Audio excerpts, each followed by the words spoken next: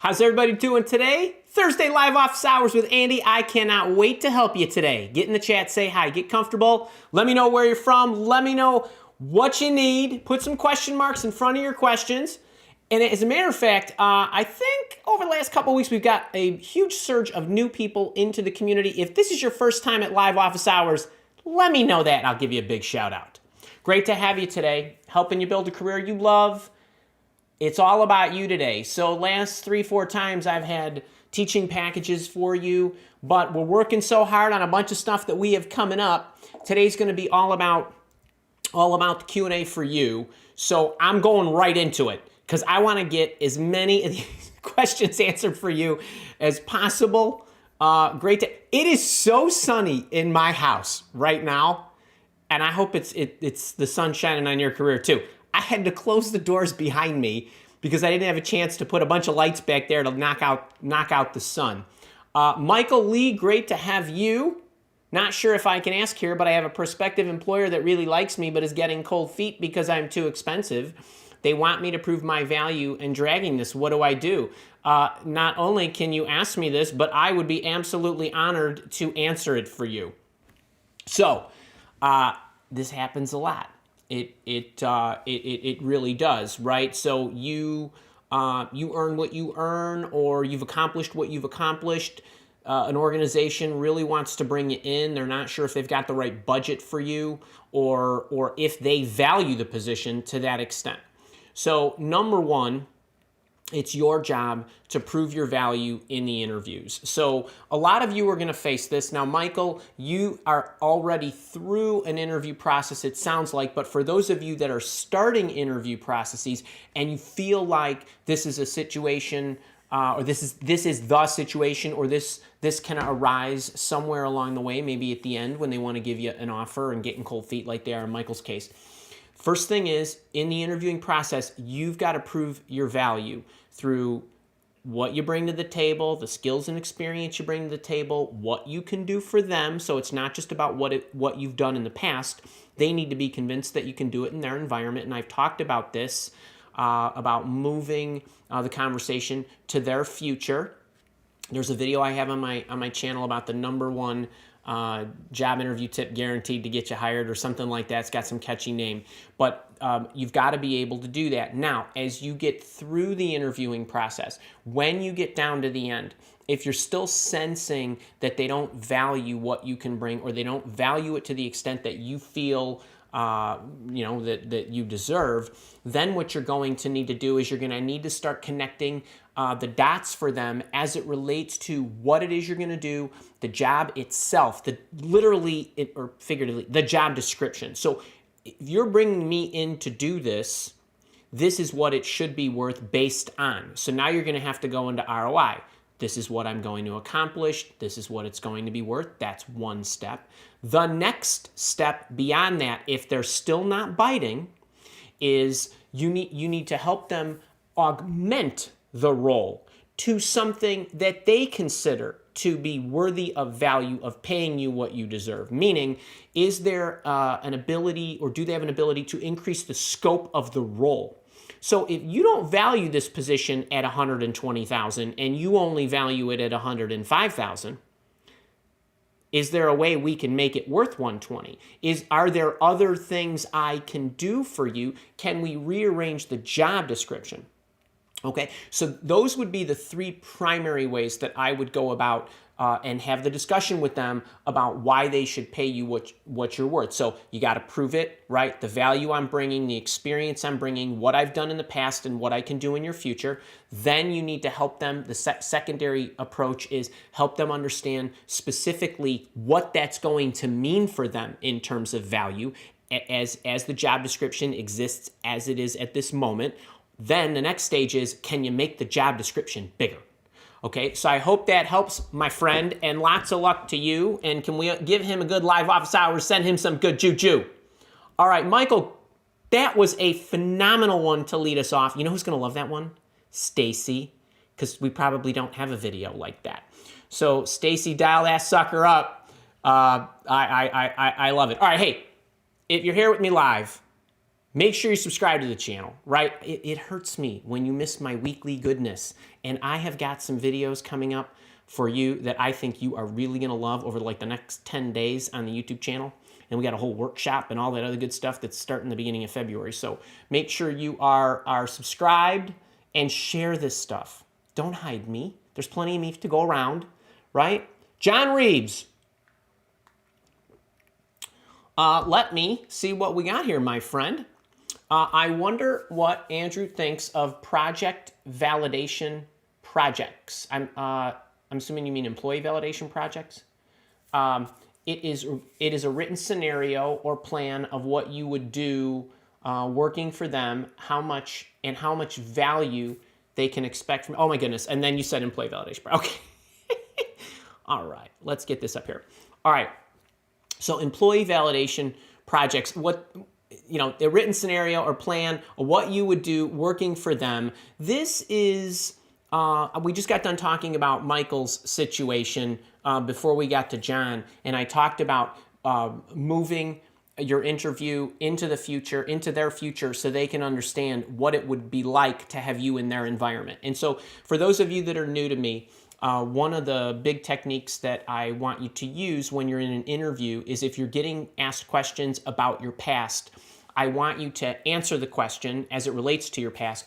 But what employers have a difficult time doing is they have a difficult time connecting the dots between what you did in your past, in your environments, with your current conditions, right, or the current or past conditions, and how that relates to what they would want you to do in their environment. And virtually every employer that I've ever encountered overinflates the level of difficulty, complexity, or the needs of the skills of the person that they're hiring in their own environment. So the way you overcome that challenge is you show them exactly how you would behave by asking them to give you the scenario, basically the mirror of what they just asked you. What would be that problem in their environment? And I talk at length about this. Now, an employee validation project or a scenario or a situation or even a presentation or a whiteboarding exercise or whatever project they're asking you to do is their way of saying, we want to see how you would operate, troubleshoot, think through this in our environment. I think personally, they are the absolute best ways to tell whether you will do a great job. Why? I just got done saying that you need to move it in, you need to move their line of questioning into the future, into how it would be to operate in their environment. These projects, scenarios, or whatever they're giving you are probably like the closest thing they have to being able to look at, this is how you would do it. Now, I love these as part of an interviewing process for the employer because it gives them a chance to really look at how you would think through these. So the one thing that I would leave you with is, how do I feel about them? I feel great about them. Meaning, if I'm an employer, as a matter of fact, we just got done talking about Stacy. Do you know what we did when I was interviewing Stacy, who is our content manager, our social media manager, our community manager? She basically handles a lot of the stuff that you see and circulates a lot of our content to you. I said, hey, this was last week's live office hours session. It's like 2 hours. Can you cut that up for me and show me how you think through how we could portray and circulate these clips on social media or on the blog or on the YouTube channel or the Instagram channel or wherever it might be, and talk me through what your thinking is. That's a project, right? We had her do that. And she did great because she's here now, right? Kind of thing. So that's what I think about those. Now, the one piece I want to leave you with is when you do these projects, the most important thing is, like, you need to pretend like you're back in school. In my Mrs. LaCivita's, grade school, my wife's a teacher, right? You got to show your work. How did you come up with the answer? What are your assumptions? What's the strategy? What's your vision on this? What's the strategy? How would you go about it? What are the steps that you would take? Because if some of the details aren't exactly right, if I've got a project manager who clicked off all the different sections of what the project manager should identify because they're putting together the work plan to implement this large-scale project or whatever, That's what I'm looking for, right? Did you click them all off? Did you check them all off? So show your work when you do these things, or if you're faced with this in an interview, talk it out, talk the scenario out. Say, well, this is what I'm thinking. These are the assumptions. These are the problems we're going to encounter, and so on. I love this one. You know who else is going to love this one? Stacy. That's right, man. Stacy's going to be hoarding these today. Dana, great to see ya. Ritter 63 from Vancouver, Washington. Great to see you. Dana. Dana is DFP 79. All right, what's she saying here? I watched your video on when you don't have experience already, but what if it's a hard skill like financial modeling? I'm going to take a course, but it's not learned in a day. How do you address? Okay, for those of you who don't know what she's talking about, I just had a video on my YouTube channel about how to get the job when you're not qualified, and I can't remember the exact title. We titled it a long time ago, but it just came out on Tuesday, the other day. And what I was talking about is when you are close, but you are close, but you're not all the way there. Meaning, hey, you've managed 100 people. We really want somebody who's managed 200. Hey, you've managed half of the U.S. We really want somebody who's managed the entire U.S. Hey, we see you've managed people, but have you ever really been in a situation where you haven't managed them remotely? So a number of these things are occurring right now. It's especially happening in our current situation because employers have expanded their job candidate pool and have opened it up to people that they would not normally have interviewed, let's say a year ago and prior, but because of the pandemic and a lot of the remote work that we're doing, and organizations are getting more comfortable with employees who are remote and can see that they can actually do the work, they've started opening up their candidate pools. And so as they start to investigate a larger audience or pool of job candidates, they're also a little bit more open to interviewing people who are almost there. So the point that I made in the video was about talking about their future, and that their future supersedes their past. Can you tell this is a trend, right? Making sure that you're moving them to the future. And let's talk about how we would do this in your environment so you can get a sense of, even though I've only managed people in person, how I would, what my protocols would be to manage them remotely. Now, if it's a hard skill, this is a totally different animal to try to overcome, because I am not, as an employer, going to hire somebody who I need to have that hard skill. Now, that's debatable about whether I actually need the hard skill I'm requesting in the person. But financial modeling is a bad boy, right? I mean, this is not something you're going to pick up in a week, and it is something that if you go to school for this or take courses or certifications or whatever, is only going to take you so far. So in my case, I'm always going to take you back to, and I'm going to give you the same advice I would give anybody in your situation and anybody who is trying to break into a career. You need to think longer term. Okay, now and so regardless of how long you've been out of work, regardless of how long you've been unhappy with what you're doing, when you have a difficulty like this where it's a hard skill that they are going to want to have, so what do you have working against you? There are people that have this skill right now. There are a lot of people that are out of work that have this skill right now. You've got a lot of competition and all that good stuff. You have to factor your conditions in. So what level of difficulty do you want to introduce for yourself to try to get this job? Can you get in with an organization where this might not be a primary responsibility, but might be something that you can get exposed to, learn, maybe cross-train, maybe they pay for some certification training or coursework or whatever it might be, and make it a multi-step process. You're in the boot camp, so we talk about the trajectory and how to get on the right trajectory. You should be looking at organizations that have a propensity to provide this kind of coaching and training, and while they might not give you that role immediately, you're positioning yourself for in the not so distant future to be able to take that on. So that's what I would do there. Believe me, the competition. So here's the weird thing about right now.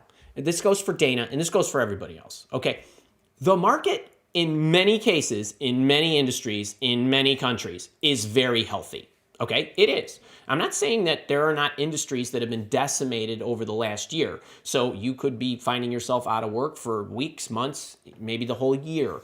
Okay, so I'm not saying that that's not present. Generally speaking, most of the world is healthy financially. Stock market's healthy. Employment market is actually healthy, even though there are these surges of unemployed people right now.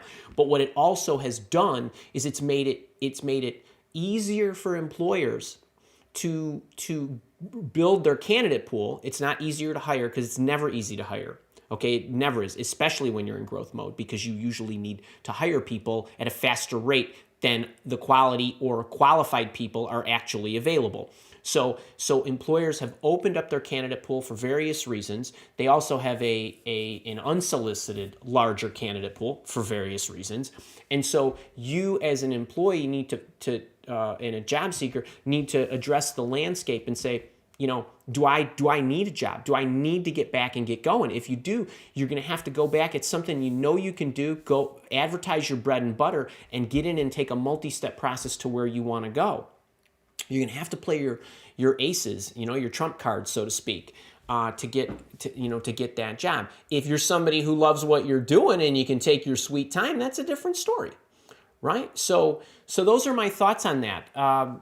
It's a multi-step process for you, Dana, but I think everybody can benefit from, that's the view of what the market looks like right now. And I'm going to mention this, actually, maybe I'll take a few minutes here and maybe I'll do this right now. But, let's break this answer here. And just so you guys know, so Stacy, that was for you. For all of you, we've got a lot of, if you've been following me I don't know how long you've been following me, but over the course of the last month, I have been sending out a lot of job interviewing material. It's been a high concentration in addition to my goal setting stuff that we did early in the year in January. If you're here with me live, January 21st, all year. The first week was all about goals and part of the second week, and we've still been circulating a lot of that. And the entire month on the job searching side of what I teach, we've been talking about job interviewing. And the reason we've been talking about job interviewing is because employers are hiring, they're hiring like crazy now. They are in certain sectors. In other sectors, they're still suppressed. But you should be facing job interviewing challenges, which is why I'm spending so much time talking about job interviewing stuff. Now, if I could have managed it, I would have had the job interview mastery workshop, which I am having for 4 days. We're doing it February 1st, 2nd, 3rd, and 4th every day on my YouTube channel at 11. So this time slot. And we're going to be covering how to prepare for the job interview, how to answer questions, how to answer any kind of questions, how to ask your questions, and how to follow up to move the process along and to make sure that you're standing, head and shoulders above the crowd. So we're going to be doing a lot of that stuff. It's going to be great. There's 90 to 100 minutes a day that I'll be spending with you, the public community. And then right after that, at 1 o'clock Central, I've got a private breakout groups, private coaching with people in my job search boot camp program. And so maybe a two for here. We've got the free job interview mastery workshop starting February 1st, but actually tomorrow, January 22nd, and February 1st, 2nd, 3rd, 4th, and 12th, so 6 sessions, are live private group coaching sessions with my job search bootcamp members. If you don't know what that is, it's my premium job search coaching program online. It's all recorded. It's basically the package we have right now has 3 major things. You get everything you need, the entire system. You get online support and you get live coaching support, and that's for life. And this is a bundle package that's going to be running. We're going to be sunsetting this in the not so distant future. So you got a special rate right now. If you jump in today, you can take advantage of the session tomorrow. In the session tomorrow, I'm hitting 3 tips, one on networking and a couple on job interviewing, and then I'm doing a private Q&A with them. And so if you're interested, check it out. Kara can drop it in the chat. But sign up for the Job Interview Mastery Workshop. That's free. The Job Search Bootcamp, that is a premium program. It's paid, but we do have a cluster of coaching sessions. And one last thing while I'm on announcements. This book right now, when you pay $7 for the envelope, the handling fees of the warehouse guys, That's all this costs, where I will send this to you anywhere in the world. You get the ebook, the audio book, and you get another ebook that I normally charge $27 for, called How to Interview the Employer, 75 Great Questions to Ask Before You Take Any Job. You get all that, the ebook, the audio book, this book at your house, that booklet that I just mentioned that's normally $27, this booklet's $28, the ebook that's $8.99 on Amazon. All for $7, and that package is being retired in favor of something else related to this book. So if you do not have this and you want you want the book and you want the entire digital collection, get in there and grab it, okay? Because we're in the not so distant future going to be rearranging this package, and we're going to make it a little bit different. So there'll still be some free stuff, but it's not going to be as much free stuff.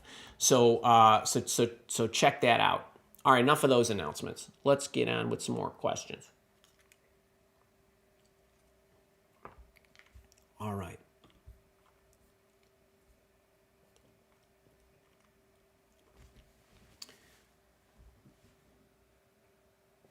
Okay, this is a great question.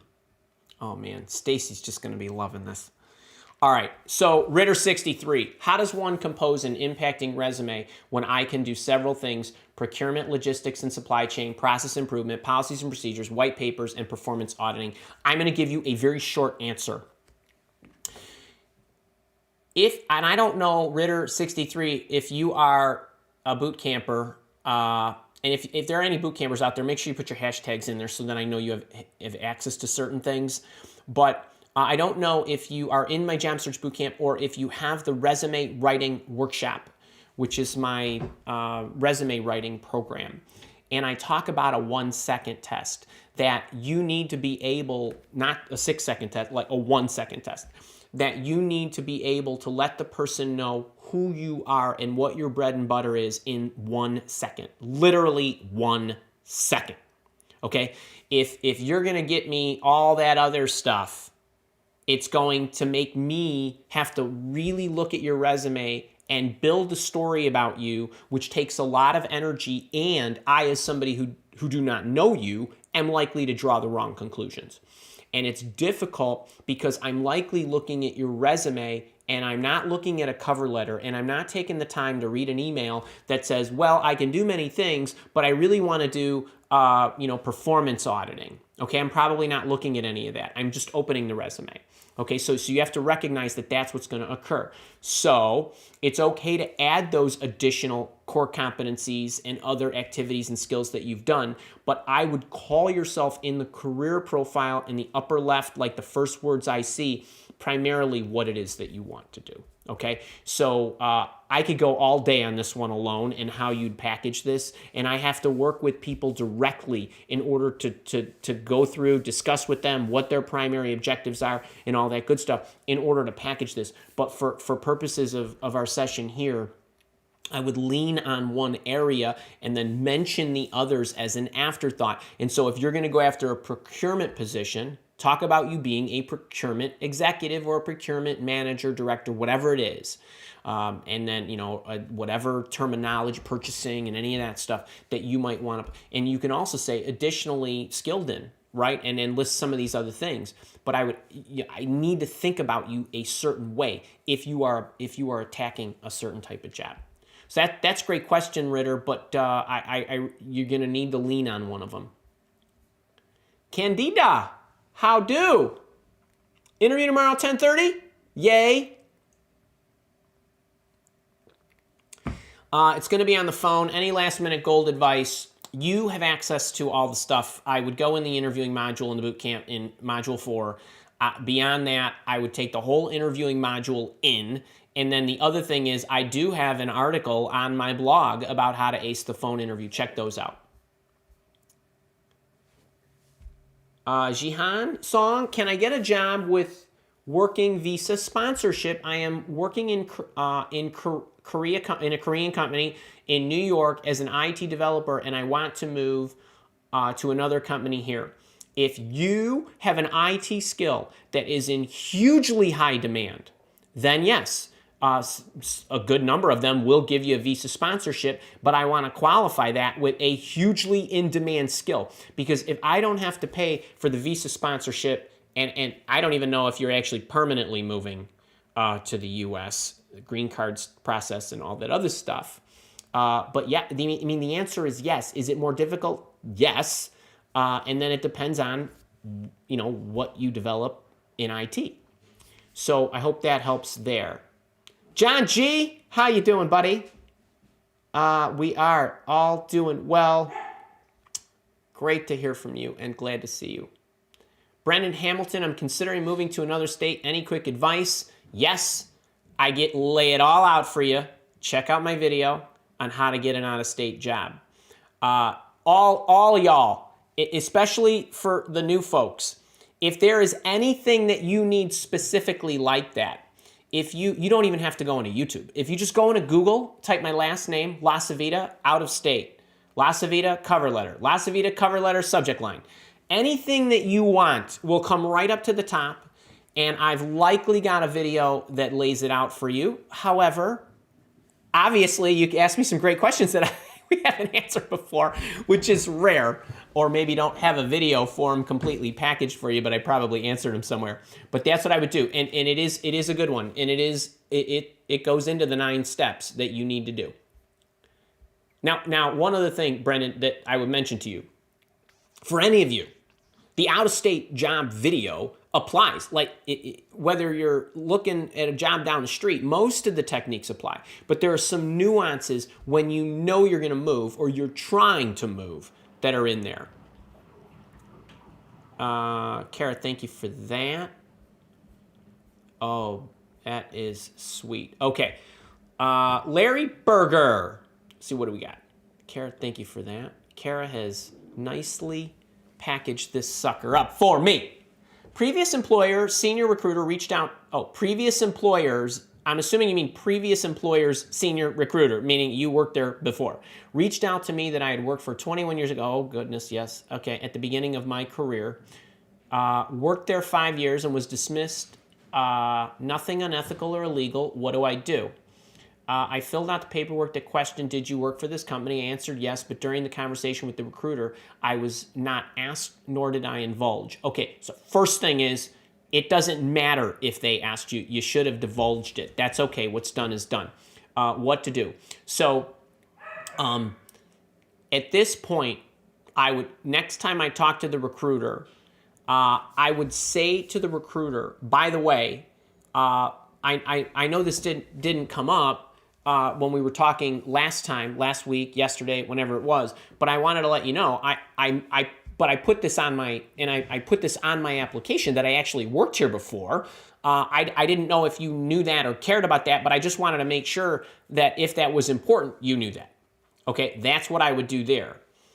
So, initial conversation, spoke and gave dollars. Later in the conversation, position greater than I originally.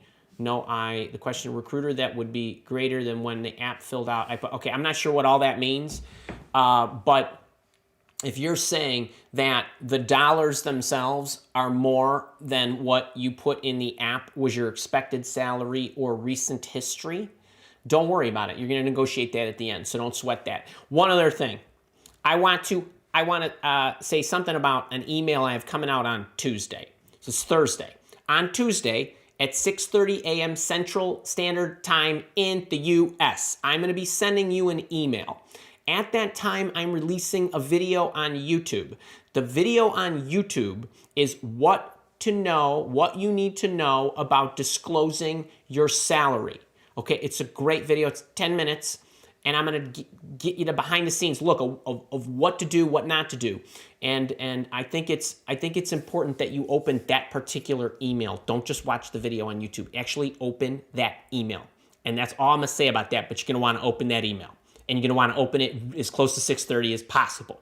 Okay, the second thing is we're having a little issue with Apple IDs. .me, .mac, .icloud email addresses at the moment. And some of you who are on our email list are not getting some of the emails that we're sending. It's a problem we've had for a few weeks or so. We're trying to work with our email service provider. There's been some issues that Apple's been having. If you want the emails and you're not getting the emails, let us know, and perhaps we can adjust the email that you have with our subscription so that you're at like a Gmail or a Yahoo or a Hotmail or an Outlook or a MSN or a whatever. Those are all working fine. So I wanted to let you know that because we've been giving a lot of free stuff away in the emails, and we're going on a splurge. So please make sure you keep an eye out for that. All right. Kara's giving me another question. Full question from Shivanji. I wasn't very active in college. I wasn't a part of any club or committee because they hardly interested me. I did have good grades and was involved in a lot of research work. I regret not participating now. How can I explain my inactiveness in college? I don't believe that you need to explain your inactiveness. I never any of you feel the need to defend. The more time you spend in defense mode, the worse the interview is going. You want to get yourself on offense. So talk about what you are, not what you're not.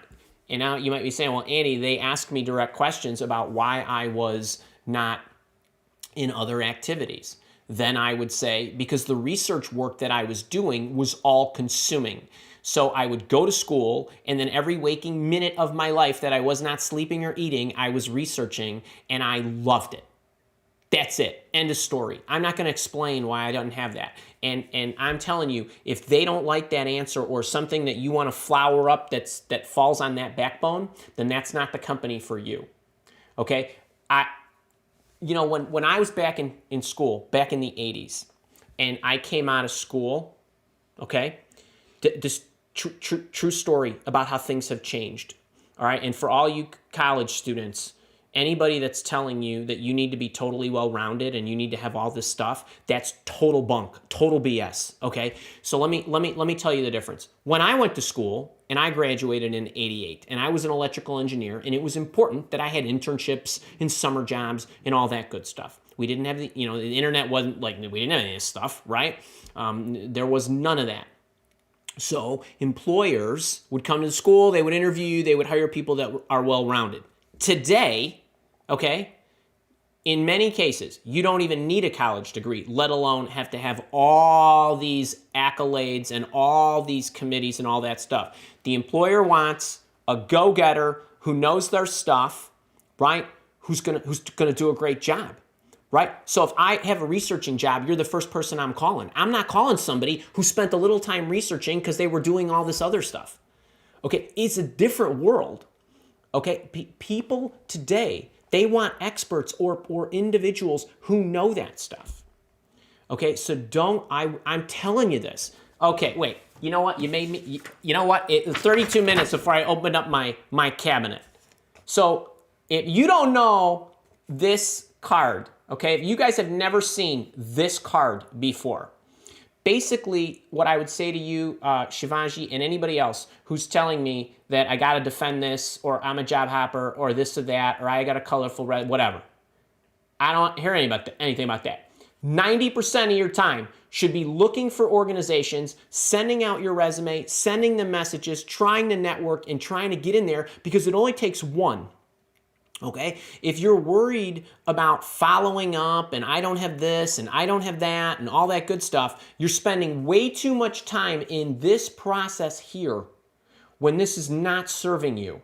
So I would be focusing on all the researching opportunities I could find where my work is going to smash anybody else's. That's it. And an employer who wants somebody who really knows that.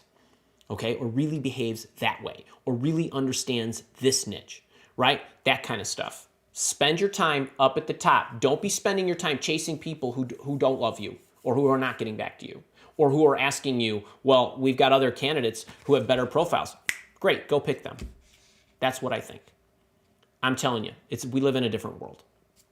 So I hope that helps, and actually, I hope that makes you smile, and I hope that gives you the confidence to go out there and get it. Elena, hi Andy. In one of your recent posts, you said that all the skills employers think you need may not actually be needed to thrive in the role. Could you please expand on that? I would be happy to. All right, this is fantastic. So, much like Dana was asking, the video that went out, I think it was a couple days ago. The video went out a couple days ago about how to get a job when you're not quite qualified. You're almost there. So here's what employers do.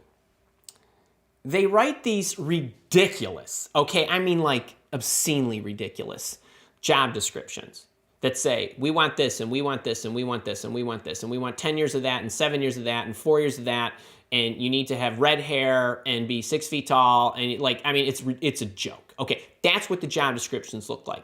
Basically, they're thinking of everything they can think of, listing it, and then they pray that they're going to find somebody who matches that, as if that person exists, happens to want to work for them, found them some way, and so on. It's not the case virtually ever. Okay, like I won't say never because it does happen, but it's not likely. So most of what you need to do as a job seeker is you want to evaluate the job description. Now, we need to make some assumptions here.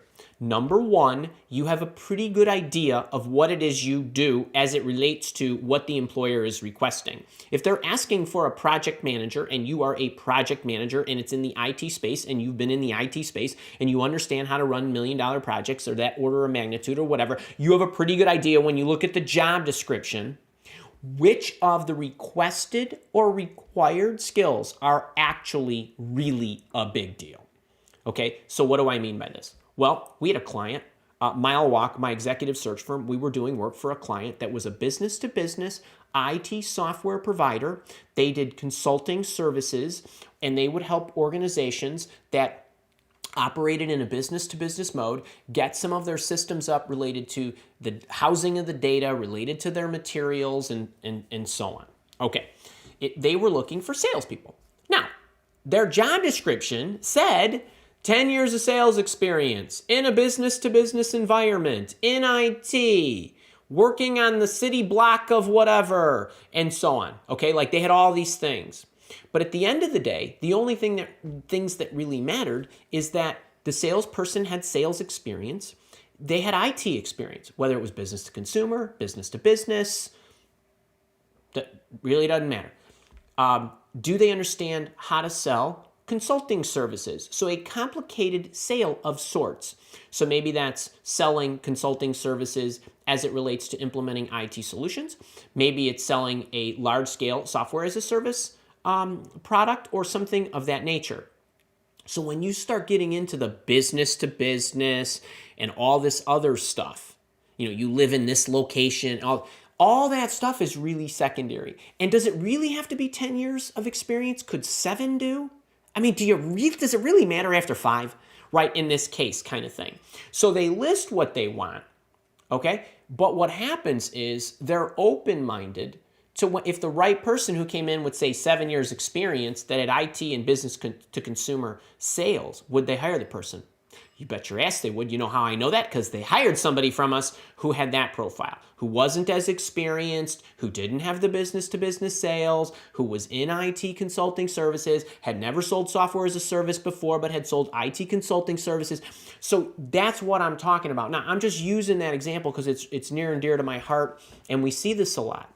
But this goes for anything. So what you need to do as a job seeker is diagnose of the 8 things they're telling me they want, what's the real important factors, okay? Then you can apply. Then when you get the interview, you knew you were right because they ain't interviewing you unless they think you're qualified. Then when you get into the interview, what do?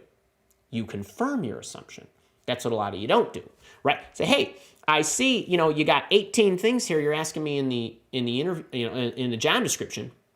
And it would be great if a candidate had every one of those. And if you do, just say, I got them all.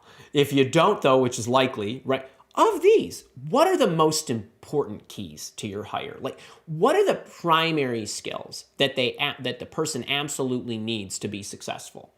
And you want to ask this early in the process. And you want to ask it if you think, well, Andy, they're not going to let me ask questions until the end. Well, that's not exactly true.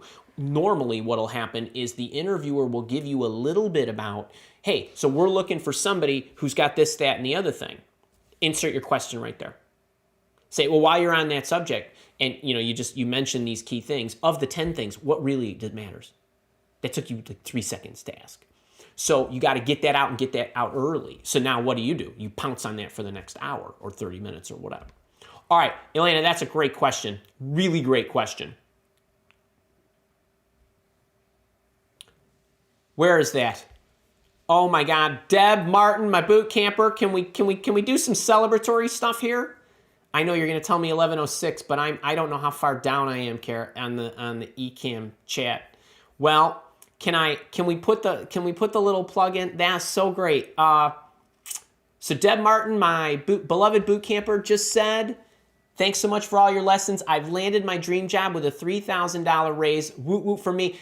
Deb, Andy, are there any updates on the leadership program? Yes, get in the leadership program, Deb. You as a boot camper get a preferred monthly rate, or you get the severely annual discounted rate. And Deb, if you get in on the annual package, you get the $200 goal setting masterclass for free. Plus you get the $400 career accelerator program for free. And I would jump into all that. That is so, so great. And if any of you don't know what I'm talking about, number one, she's in my job search boot camp, so she just got her job. Number two, I have a leadership program that is a monthly subscription. So the boot camp is a one-time enrollment. You're a boot camper for life, at this moment anyway. And then my leadership program is a monthly program where we focus on pillars to leadership, high performance, self-help. So there's, kind of 5 or 8 major buckets that we cover: personal management and self-care. We cover influence and communication, right? We cover success and high performance, things of that nature. So it's really a fantastic program. I hope you jump in. And as a matter of fact, while I'm on this, Eliza, I'm gonna call you. One of our VIPs just got a great job using Andy's entire job search program. He's the absolute best. Eliza, that's great. I swear to God, I almost cried last night when I was reading it. I read your email to my wife as we were sitting in there having some pre-dinner, kind of husband and wife communication time. And I love it. I'm so happy for both of you. And Doug Milligan, how are you? Moved through the boot camp and I'm applying what I was learning. Results are unbelievable. I've had many first and beyond interviews past couple of weeks. Talking salary now with 2. Let me know how you're coming along in the system and if you got any questions. Let's bring it home. And Kat Harrison Peterson, hi everyone, so excited. I just accepted an amazing job offer starting next month. Kat, will you get back in the leadership program, please? You know I love you. And thank you for the texts. Oh, that's so great. I'm so happy. And Kara, thanks for serving those up. All right, let's get here and get in and get some more questions. Eva V. Hi, Andy. I just accepted a job offer without negotiating the base salary because the offer seemed reasonable. But now I found out there was $20K more allowed in the hiring budget. What should I do? Okay. So first thing is, number one, for any of you that are new to me, okay, please go watch my entire salary negotiation playlist on YouTube. Please, please, please, please, please. If you don't jump into boot camp and get the deepest level stuff, at least watch the playlist. Okay, the first thing I'm going to tell you is 99.5% of the time, you should negotiate, okay? And I leave the little fraction there because sometimes they offer you something so wildly awesome that it would be borderline insulting to actually ask them for anything. And yes, it can be that obscene. Okay? So the first thing is, as soon as you get the offer, you need to, I don't care what the offer is, if it is not totally out of bounds, like way up high, you need to ask them if there's wiggle room. That is an indicator to get a response, to elicit a response. Every time you negotiate something, the person who has more information usually makes a better decision. At a minimum, they make a more informed decision. And a lot of you assume there is no room. You assume that you're at the top of the salary cap. You assume that the recruiter was accurate when they said our budget is 80 to 100. Okay? I'm not saying they're trying to lie to you. I'm saying that as you go through and you establish this relationship in the interviewing process, You're getting more information, they're getting more information, and I assure you that there's usually room. Okay, so now you're talking 20 grand. Now, I don't know if you're talking 20 on top of 80 or if you're talking 20 on top of 200 or whatever it is, but I would have immediately assessed that. And your job is not to lean in and say, I want 20K more. It's first ask. You do it iteratively. Is there any room? You're trying to get more information. There is. What'd you have in mind? I don't know yet. I'm just curious. I'm going to go back and I'm going to look at this offer. And I'm just curious if any of these levers, so to speak, base, bonus, sign-on bonus, back-end bonus, vacation time, profit sharing match, if any of those are flexible, right? And so now that's what I would tell all of you. It's all in there, okay? But for you, Eva, if you accepted the offer, you got to take it. Now, I'm going to qualify this. If they say to you, Eva, here's an $80,000 salary, and we've got great benefits, and we're going to send this all to you, how does that sound? Number one, you never say that it sounds great until you have all the paperwork in front of you. You just say, I'd like to look through everything. Okay, that's the first caution, right? Ask for the wiggle room. If they give you a verbal offer, meaning you don't have the paperwork, you don't have all the terms and conditions, you don't have the employment contract, you don't have the benefits, you don't have all the detail, you don't have anything yet, okay? You have their verbal offer. Well, what if I tell you that your healthcare is going to cost you twice as much as it just did? And so now what looked like a $12,000 raise is a $6,000 pay cut, right? Kind of thing. So anyway, you need to make sure that you're careful. Now, the only possibility, Eva, is if they said, hey, how's that sound? And you say, hey, that sounds great. And they took that as a confirmation, which you shouldn't be doing when you don't have the written thing in front of you. But if they did that and you go back and you look at it and you say, look, I know my initial reaction was that sounded great, but I noticed based on all this other stuff, the expense for the healthcare, the fact that you're only giving me 2 weeks vacation, not 4, or whatever, creates leverage for you to go back and alter based on new information. That's okay. If you signed anything, this is done. Okay, so you got to know that you want to be really careful. Okay, I wish you a lot of luck. I mean, I'm on your side. I want you to get the 20 bones. Okay, but just all you be really, really careful. Okay, so I hope that helps. Oh man, that's a toughie. All right, how you guys liking this? Hit the thumbs up button if you like it, but do me a favor, share it. There's a lot of people who need this help. This replay stays up here forever and ever, even after I die. Oh man, and my boot campers, I am so happy for you. Okay, wait, quick announcements. Got the boot camp tomorrow on 11. I roll 2 hours, all with them. Get your questions answered. Learn some other stuff. We got the job interview mastery workshop starting February 1st. Make sure to join up, sign up for that. It's free and it's on the YouTube channel, but I got this awesome, I don't even know how many pages the workbook is, but it's a follow along workbook with tons of checklists in there. I take you through storytelling checklists, phone interview checklists, video interview checklists, everything checklists. It's all in the booklet, but you just need to give us your email so we can send that to you, because we only deliver that via email to you. And if you don't have this little beauty, grab it. It's a great deal. The ebook on Amazon or on iTunes or on whatever, the Barnes & Noble is $8.99. Okay, I give you this hard thing and the ebook and the audiobook, which isn't even available other than by me, for $7. So grab that. All right, learning for dream career. Does a gap year matter to recruiters? It does not. It only matters to you. And if the recruiter asks you, hey, what'd you do that year? You say, traveled around the world. I took care of my dad. My child was sick and I needed to take care of him. I decided I was going to go get those credentials I wanted. Whatever it is. A year is like a blink of an eye.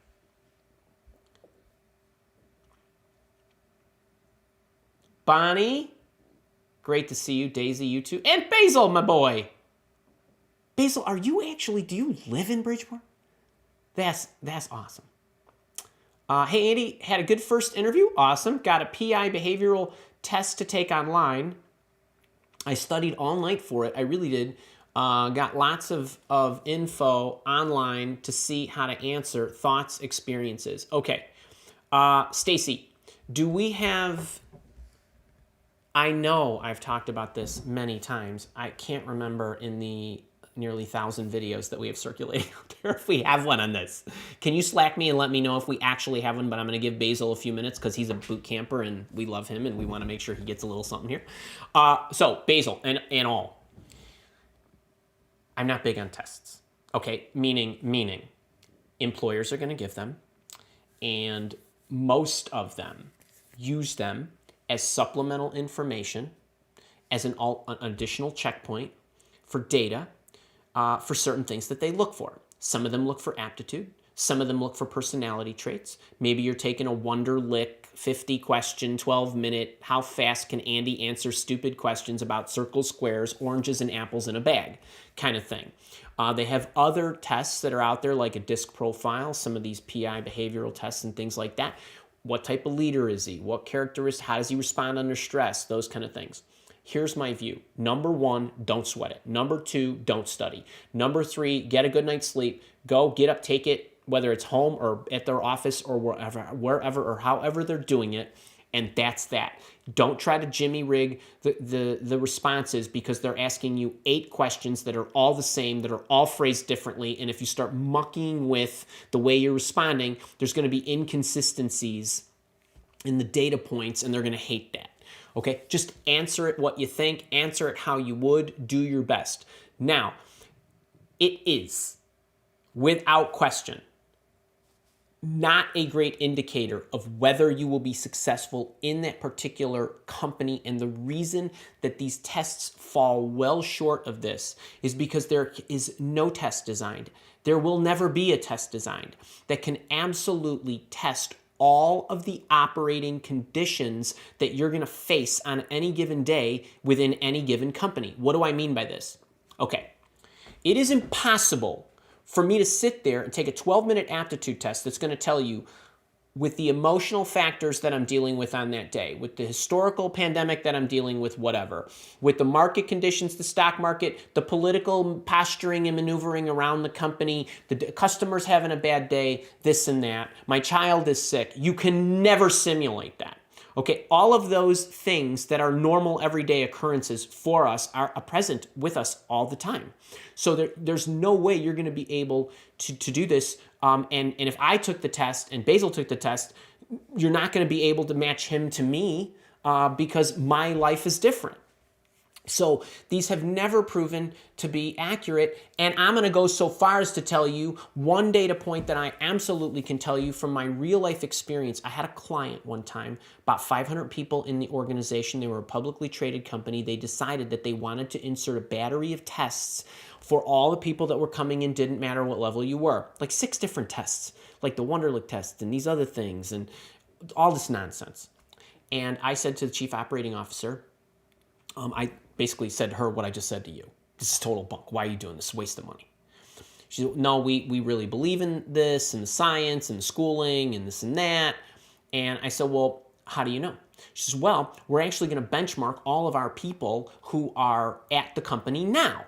And we're going to have all the 500 people take these tests because or 400 or whatever it was at that point, they hadn't never taken these tests because now they're going to insert it and they're going to start it. Except you don't know, you don't have a benchmark. So you got to go back and you got to look at all your top performing people. I tell you what, bet you the biggest, fanciest fat butt dinner that you're not going to find, you're not going to be able to draw correlations between the people on your staff and the people that are in your company that kick butt and those that don't. And those scores are not going to be related, and you're going to see a ton of inconsistencies. And that Wonderlic that's going to test their apps is going to have no indication, and so on. You go have your people take the test, and then you tell me what actually happens. And she called me back, and she says, you're absolutely right. We could not draw any correlations. Our best people were not scoring the highest on these things and all that good stuff. I said, and then they went and they implemented them anyway. So, this is how I feel about these tests. They're dumb. They're not a useful tool. Yeah, they're fun to take. Yeah, I take the Myers-Briggs every year, and I watch how I move around the quadrants. How can that be? Right, kind of thing. So, are you going to catch me on my INTJ or my ENTP day? Kind of thing. So Basil, that's what I think about that stuff. So all you guys that are sweating this, please don't. Please don't. These things are nonsense. That's my thoughts. All right, let's move on. I get a little amped up about that one. Basil, you know I love you. That has nothing to do with it, right? But that's how I feel about those things. And wait, and it's great. And if you score high. All right, TryBA. Hey, Andy and team, hey, TryBA. I'm wearing my Roka shirt for you today. Unless you're a 3-time business analyst. All right. Hey, Andy and team, what should be the expectation from the executive recruiter after going through several interviews with the company and not being offered the role? Okay, so what I'm assuming you're asking is you are going through an executive recruiter who's recruited you. You're interviewing at that executive recruiter's client. Let's just make sure we're all we're all on the same page here. You went through a number of interviews and you did not get the job. You asked me about expectations from the executive recruiter. So I would not have many expectations. At this point, so I'm an executive recruiter. When my candidate does not get the job, I get the feedback. I want feedback from my client, okay? This is not you went direct and the organization doesn't want to share anything with you because they're worried you're going to sue them.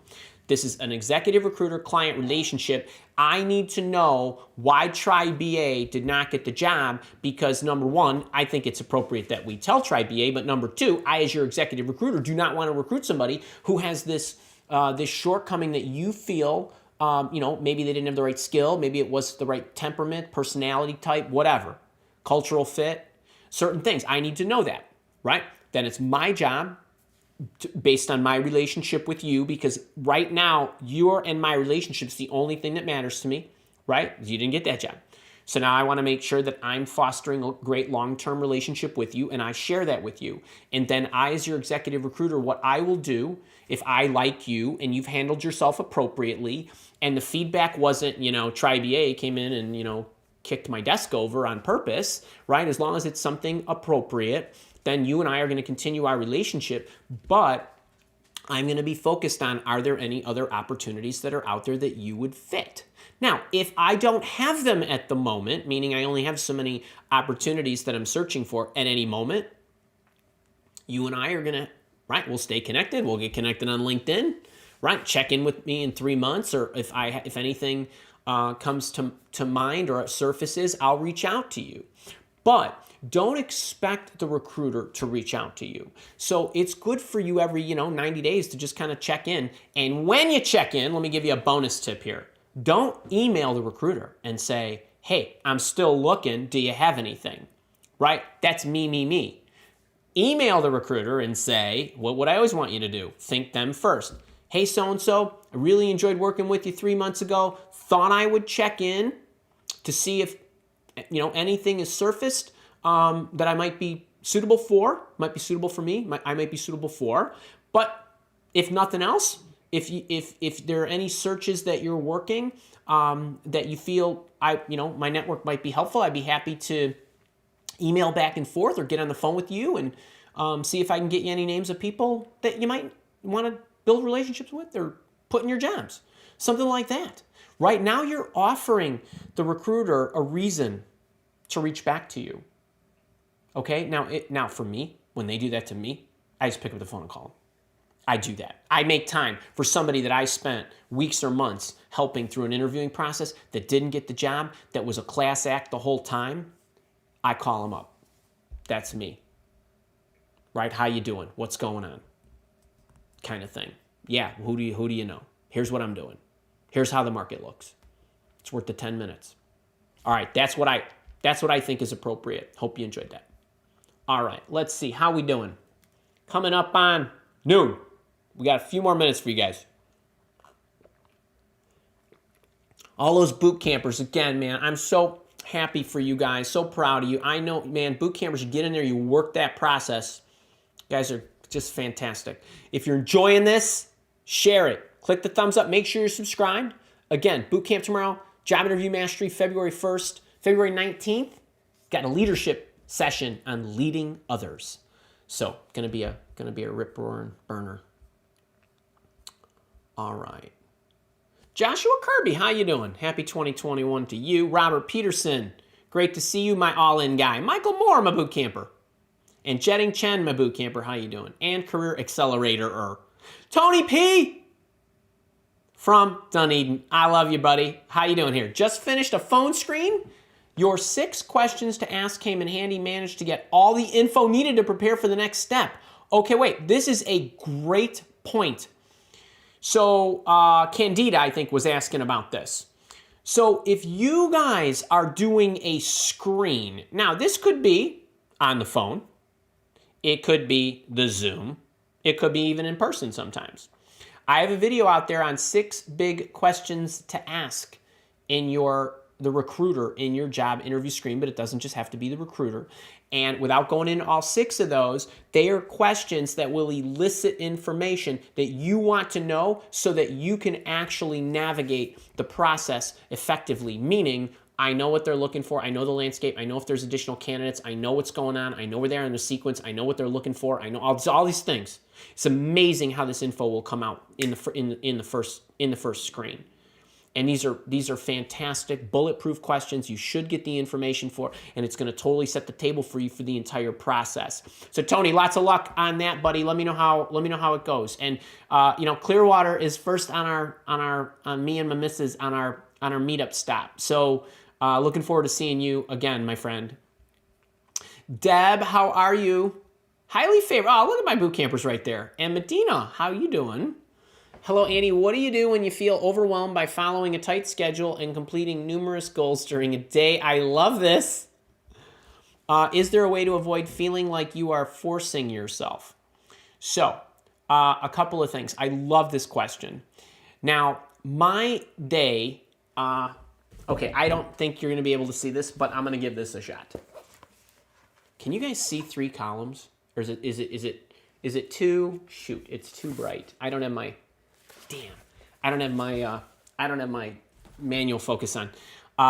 Basically, what I do is each day there are by the way, I'm giving you guys a productivity course on this. It's actually coming out soon. That's free. I think about everything that I want to accomplish. There are master lists: the year, the quarter, the month. And then what happens is every week, when I think about my day and going through it, I look at the whole week, right? It's a manageable amount of time. There's 7 days. And then Friday, Saturday, or Sunday, so before the Monday starts the week, I look at my master list of projects or goals or things I have to do. There were 3 columns there that you obviously couldn't see, but the column that was in the middle of the booklet were immediate projects, as in this has to be done this week. Okay, that goes on the paper. Then in the middle column are near-term projects. These are projects I want to move along. Okay, so I've got a job interview mastery the week of February 1st. That's not next week, it's the week after. So there are activities on that in the booklet that have to be done this week. There's some things that Kara and Stacy need. They have to be done this week. There's some other things that we don't need until next week, kind of thing. And so they're in their appropriate columns so that I know. And then there's the column on the right is all of the maintenance or ongoing things. You get a digest from me every Tuesday. You get a digest from me every Thursday, kind of thing, right? Those are Thursday. Doesn't matter. Tuesday. Doesn't matter. It's Tuesday. They get something. Thursday. They get something. Right? Thursday, you show up on the YouTube, right? That kind of stuff. And so what happens is each day I move the activities over to the day they're going to get done, and then everything gets planned in the calendar. Right now, today, it's 12:03. I have been exactly on time for everything every minute since I woke up this morning at 4:45. So everything was planned so that I don't get overwhelmed. If I have a little extra time, then I'll take a break or I'll do something of value. I'll look at my list. But it's not about the number of things I get done. It's about the things I get done. There's a big difference. I know a lot of people who are perpetually busy at really stupid things, okay? There's no reason, there's not a lot of value in that. Not all your activities are created equal, and not all your activities are the same level of enjoyment to you. Okay, so figuring out where on your calendar certain things are going to go at what time of the day and then what needs to be produced. And if it doesn't, do you have any slack time in your calendar where you can catch up or you can tack it on at the end of the day?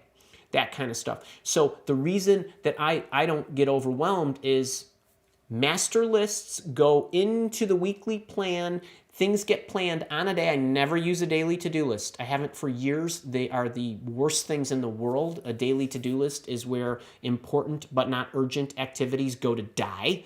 Okay, it's like a graveyard for those, right? We're always acting on the urgent stuff, and all the really important but not urgent stuff doesn't get done. So I don't manage my life that way, and I don't want you to manage your goals that way, and I don't want you to manage your activities that way. So at 11 o'clock it says show up for the show. End the show at 12:15. At 12:15 I got to do something, right? At 1 o'clock I got to do something, and those have deliverables, or they're moving things along, right? Some of that's review stuff. Some of that is make sure I'm looking at my afternoon because I have this at 2 and this at 4 and whatever. So I don't get overwhelmed because I focus on the calendar and when I've planned it. All right, now if stuff comes up throughout the day, well, it depends. Did you plan for stuff to come up, right? Or do you have an if-then in your calendar? There are if-thens in my calendar, okay? For example, yesterday, I wanted to run at 10:30. I didn't get to run at 10:30 because something else was going long. So what happened? I moved it to 11:30 because I could, kind of thing, right? It's that kind of stuff. Now, that's a run. It's a personal item for me, but you do that with your work items. I do that with my work items. It just happens that, you have to make sure, no stress, couldn't get there at 10:30. I wanted to get something completely done before I left, which was taking me a little longer. And then actually some things I jammed into the slot that then took me longer. I'm like, that's okay. I'll go at 11:30 and I still have cushion or whatever. But that's how I do it. I literally, we're gonna do a multi-dayer on this, how I do everything, and it'll be a package for my leadership team, for my leadership group. So pretty cool stuff. Keep an eye out for that. That's a great question. Nancy Gill, baby girl, how are you? Abby B, my boot camper. Who's that? I don't know if that. Maybe those are kids' names. Your face looks familiar. I don't know if you're Kevin. Basil, are you live now? I am live. Is this the first show of 2020? No! John, where you been, man? You not getting my emails? Hey, Kara. Yes, that's there. Flying over to her. Bob, how are you? And William, all my boot campers. Hey, Stacy. On a journey of self. Hey, Andrew, where do I find the aptitude tests that are asked by big consulting firms such as the Big Three for the analyst role? Google it. I honestly don't know. Honestly. Lee, how do? Michael Lee, longtime lurker, and look at you. First out of the gate, man. Sean, how you doing? Sean, I hope you enjoyed that resume review. Jeff Comstock. Bob, what do you got here? You need to do the leaders review and improve party quarterly or semi. Okay, so for those of you guys that don't know this, I had a cocktail party for my leaders. I think I drank a bottle of wine during the session. We all got up on the camera and a whole bunch of them came, and I was soliciting their insight and input to improve the program. What topics do you want to talk about and all that good stuff. And Bob is asking me to do it quarterly or semi-annually. Because it helps, it does, and it will help. It does. And Andy, did I do that right? What's in it for them? That's right. I'm a what's in it for them kind of guy, not a what's in it for me. If you don't know what the whiffum is or the whiff it, check that out. Bob, you're great to have, buddy. You know we love you. Brenda, I'm getting requests for a work portfolio. I do not have a website created. Oh man, how should I address? Okay. Brenda, I don't know specifically what you do. Photos, photography, design, architecture, any of these where your visible assets are your calling card, right? Like this is your calling card. I mean, it is your brand. And so depending on what types of roles you're interviewing for, if you are in any of that, you have to, I'm not like, this is not negotiable. You have to have a website or somewhere that you can point them to, or a PDF that you collate and package and say, here you go. Here's my online digital asset. Like, here's a digital asset of all my creations, or my one for each area, or whatever it is. You have to have it. Okay, and if you don't have it, you got to build it, because you're gonna get smashed by all the other candidates who are interviewing for these kind of roles. If you're a web designer, you got to have one. What websites have you designed? Still shots of the pages, or if they're live, have links to them, kind of thing. So if you're being asked for this and you know it's common, then what I would do is I would slow down, I would build it, I would make that priority number one. Wait, so, going back to my funnel here, right? I'm telling you guys to spend more time marketing yourself. You are in a situation where I would say stop everything.